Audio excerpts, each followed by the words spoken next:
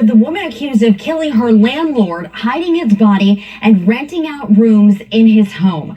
Fox 26's Gabby Hart spoke with one of those tenants who says she was actually tricked into cleaning up the crime scene. Bizarre story, Gabby. It really is one of those stories that just makes you go, what is happening? Now, that woman says that the suspect actually offered her a discount if she cleaned different floors in the home.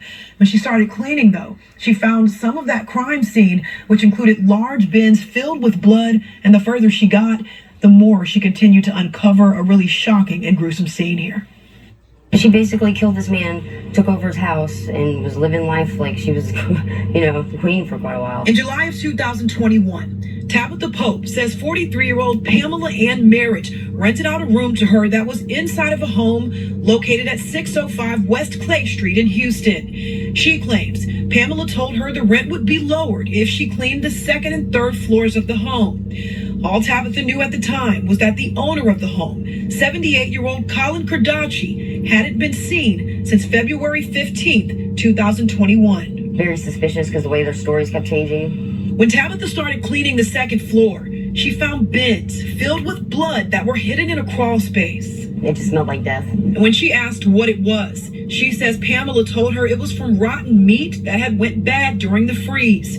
But when Tabitha made it to the third floor, where Cardaci lived prior to his disappearance, there was blood on the splatters on the wall. There's coagulated blood on the floor, throughout the room. On his bed, there was a big spot of blood. That was on October 2nd, 2021. Tabitha called police. Officers came, took pictures, and then left. Basically, they said no body, no crime. But on December 6th, 2 months later, Tabitha found a body. I was back here under the stairs. The skeletal remains of Cardaci were found in the backyard. He'd been stabbed to death. And Tabitha says Pamela Merritt actually led her right to his remains. I had mentioned to her that if they found Colin's body somewhere, then it wouldn't be a foreclosure. 2 days after that is when they let slip something about a dog corpse under the stairs. She's like, "Oh, you want to see it?" And then she got all peppy. And I was like, "Sure." And she damn near skipped to the backyard. She stops and her face just, there it is. And turns around and walks away. So, I took one look at it and I just knew immediately it was a body. What went through your mind in that moment? She killed him. Detectives and crime scene units investigated and removed the remains from the yard.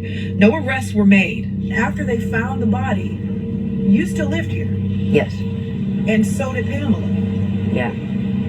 Even though a body had been found? Mm-hmm. At that point, I had nowhere else to go. Tabitha says Merritt continued to live in the home until the summer of 2022, more than 1 year after Cardaci's death.